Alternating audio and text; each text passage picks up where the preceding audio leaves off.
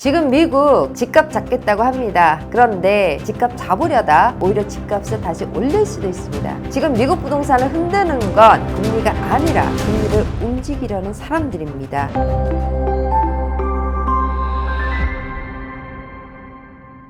안녕하세요, 김효지입니다. 지금 미국에서 위험해질 수 있는 자산은 의외로 현금입니다. 더 놀라운 것은 그 이유가 연준의 금리가 아니라 또 하나의 금리에 있다는 사실입니다. 지금 미국에서는 두 개의 금리가 서로 다르게 움직이고 있습니다. 한쪽은 금리를 쉽게 내리지 않으려고 하고 다른 한쪽은 모기지 금리를 낮춰 사람들이 다시 주택시장으로 들어오게 하려고 합니다. 그런데 시장 전문가들은 바로 이 선택이 오히려 미국 집값을 다시 올릴 수도 있다고 경고합니다. 도대체 이 두 개의 금리는 어떻게 집값과 현금의 가치를 동시에 흔들 수 있을까요? 연준은 미국 경제의 기준이 되는 기준금리를 결정합니다. 그러나 우리가 집을 살 때 적용받는 30년 고종 모기지 금리까지 직접 정하는 것은 아닙니다. 바로 이 차이를 이해해야 지금 미국에서 왜 두 개의 금리가 움직일 수 있는지를 알 수 있습니다. 그렇다면 모기지 금리는 누가 결정할까요? 바로 채권 시장입니다. 그리고 그 중심에 MBS를 사는 투자자들이 있습니다. 은행이 대출을 하지만 금리를 은행 혼자 정할 수 없는 이유가 바로 여기에 있습니다. 여러분이 은행에서 30년 고종 모기지 대출을 받았다고 가정해 보겠습니다. 은행은 여러분에게 수십만 달러를 빌려줍니다. 그런데 한 사람에게 50만 달러를 빌려주고 그 돈이 30년 넘게 묶여버리면 다음 사람에게는 또다시 50만 달러를 빌려주기가 쉽지 않습니다. 그래서 은행은 여러분의 모기지 대출을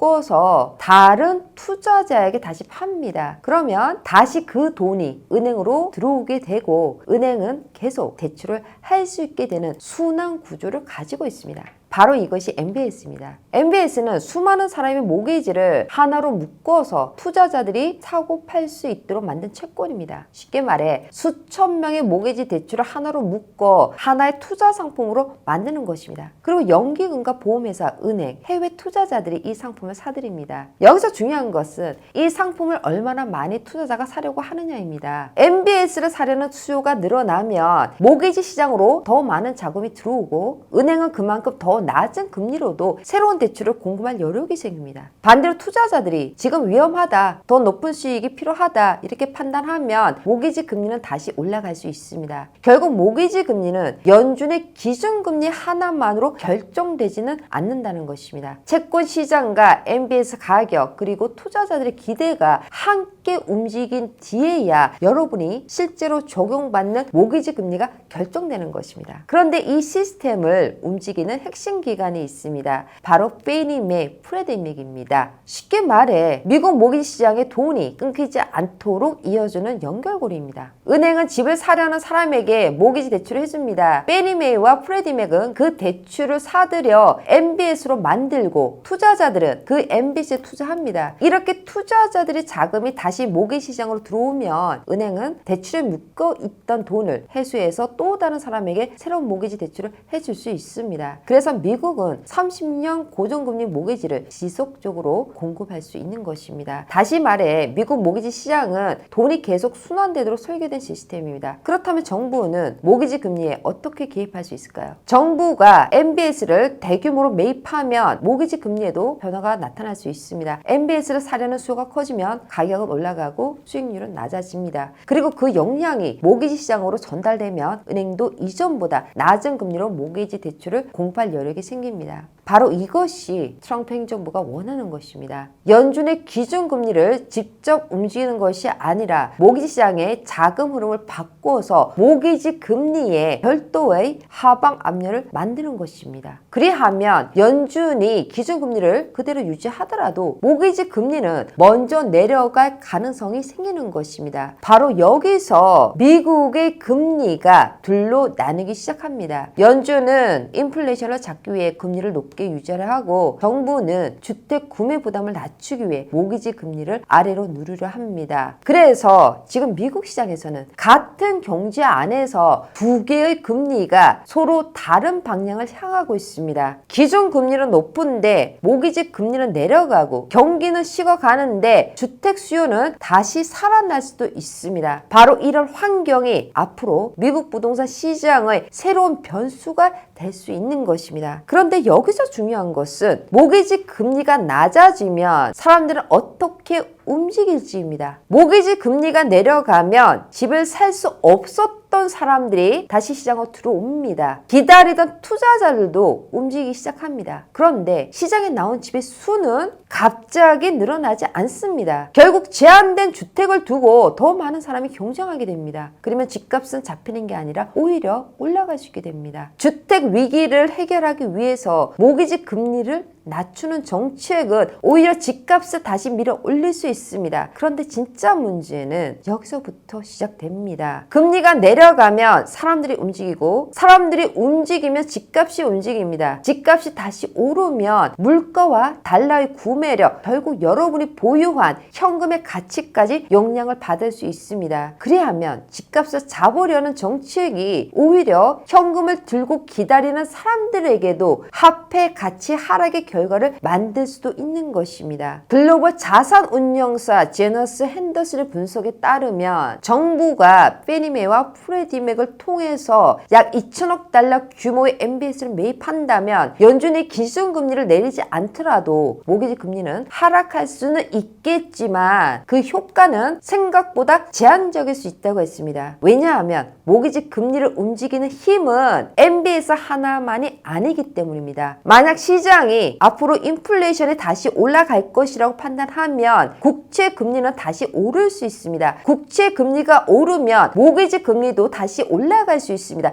이것이 바로 정부가 2천억 달러를 투입해도 모기지 금리가 뜻대로 움직이지 않을 수 있는 이유입니다. 정부가 모기지 금리를 우회적으로 내린다 할지라도 결국 시장이 다시 위로 밀어 올릴 수 있기 때문입니다. 즉 정부는 모기지 금리를 끌어내리려 하고 시장은 다시 끌어올리려 하는 것입니다. 지금 미국에서는 한쪽은 집을 더 쉽게 사게 만들려고 하고 있고 다른 한쪽은 인플레이션을 막으려고 하고 있습니다. 그리고 이 두 개의 금리는 앞으로 미국 집값이 어디로 향할지 그리고 누가 집을 살 수 있을지를 결정하게 될 것입니다. 근데 여기서 중요한 것이 있습니다. 이런 모기지 금리 인하의 가능성 자체가 지금 사람들의 판단을 바꾸기 시작한다는 것입니다. 집을 사지 못하고 기다리던 사람들은 다시 시장을 보기 시작하고 투자자들도 금리와 집값을 다시 계산하기 시작합니다. 모기지 금리가 아직 크게 내려가지 않더라도 앞으로 내려갈 수 있다는 기대만으로 사람들은 먼저 움직일 수 있습니다. 그리고 미국 주택시장의 분위기도 달라지기 시작합니다. 바로 여기서 연쇄 반응이 시작됩니다. 모기지 금리가 낮아지면 매달 내야 하는 부담은 줄어듭니다. 그러면 집을 사려는 사람은 빠르게 늘어나는데 시장에 나오는 집은 여전히 부족합니다. 결국 집값이 오르면 주거비 부담도 함께 커집니다. 주거비가 다시 물가를 자극하면 연준은 또다시 고민하게 됩니다. 인플레이션 살아나는데 지금 금리를 내릴 수 있을까? 집값을 잡으려다 오히려 집값과 물가를 다시 자극하고 결국 높은 금리를 더 오래 유지하게 만드는 정반대의 결과로 돌아올 수도 있는 것입니다. 바로 이것이 시장 전문가들이 말하는 나비 효과입니다. 하나는 정책 변화가 모기지 금리만 바꾸는 것이 아니라 사람들의 행동을 바꾸고 주택 수요를 바꾸고 집값을 바꾸고 물가를 바꾸고 결국 다시 연준의 선택까지 바꾸게 합니다. 정책이 시장을 움직이려고 했는데 어느 순간 시장이 다시 정책을 움직이게 하는 현상이 되풀이되는 악순환이 될 수 있습니다. 근데 여기서 모건 스탠리가 바라보는 관점은 또 다릅니다. 모건 스탠리는 지금 미국 시장은 금리보다 더 근본적인 문제는 집값과 공급이라고 합니다. 모건 스탠리가 지금 가장 중요하게 보는 문제는 첫 구매자가 감당할 수 있는 집이 줄어들고 있다는 것입니다. 예전에는 첫 집을 사려는 사람이 40만 불짜리 집을 고민했다면 지금 50만 불짜리 집을 고민해야 합니다. 설령 모기지 금리가 조금 내려가더라도 처음 집을 사는 사람들에게는 집값이 여전히 높습니다. 그래서 모기지 금리를 조금 내린다고 해서 주택시장의 근본적인 문제가 해결되지는 않는다는 것입니다. 게다가 지금 미국에서는 집을 사는 비용 자체가 예전보다 훨씬 높아졌습니다. 한마디로 지금 미국 시장은 집값 올랐고 공급 부족하고 첫 집을 사려는 사람들의 진입 장벽 또 훨씬 높아졌습니다. 이런 주택 위기 문제를 해결하기 위해서 미국에서는 지금 서로 다른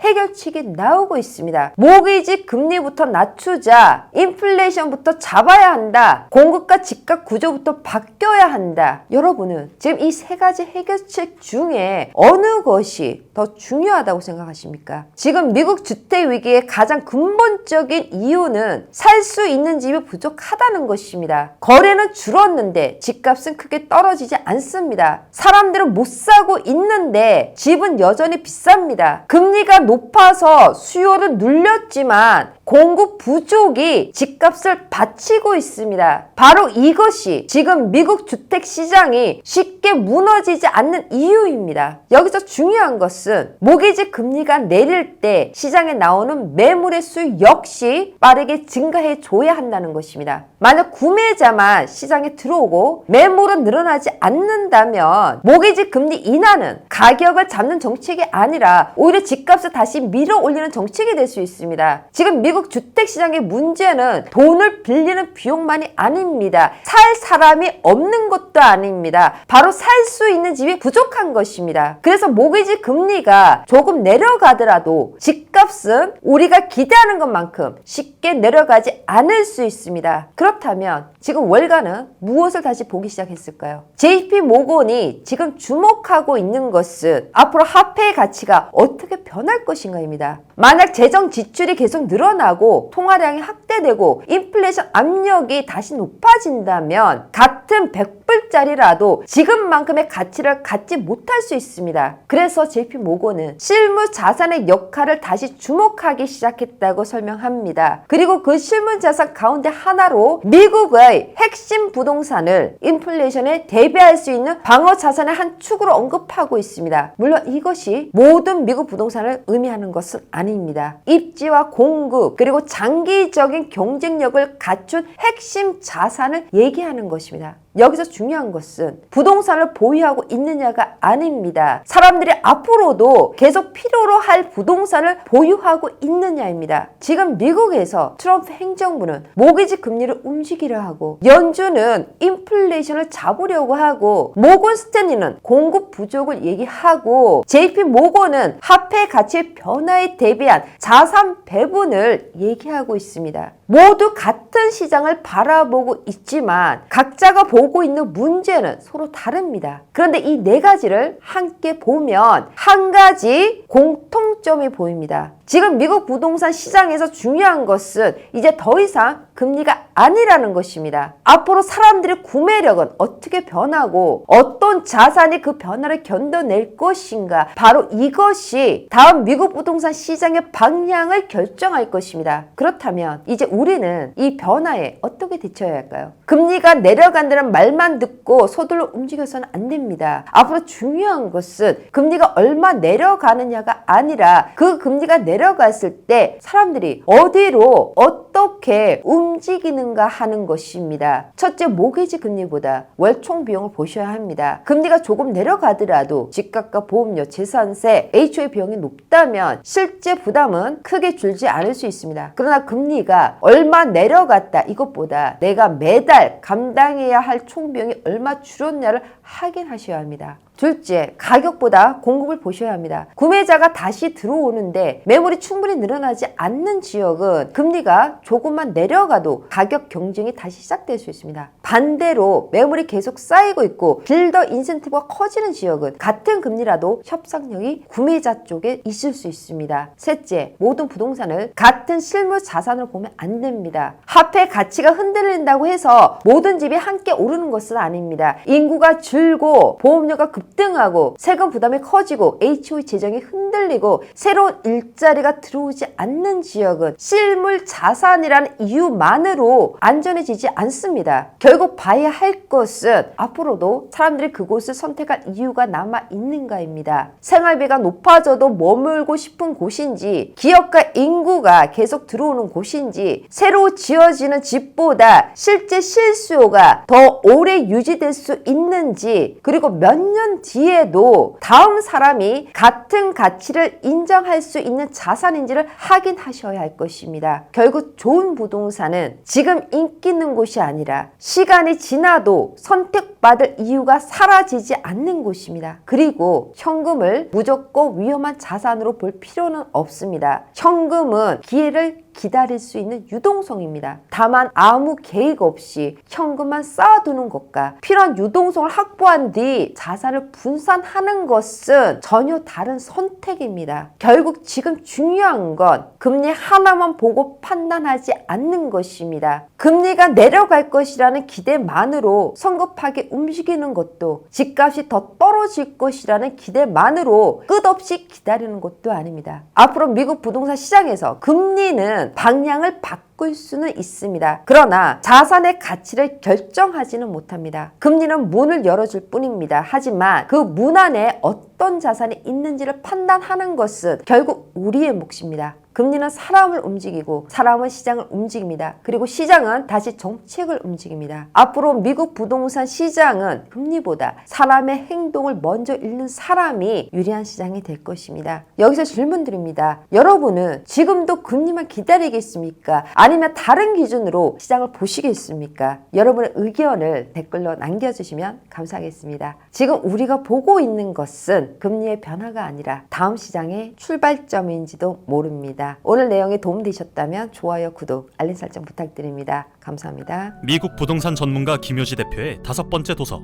금리의 시대가 끝나고 구조의 시대가 열린다. 미국 부동산 트렌드 2026.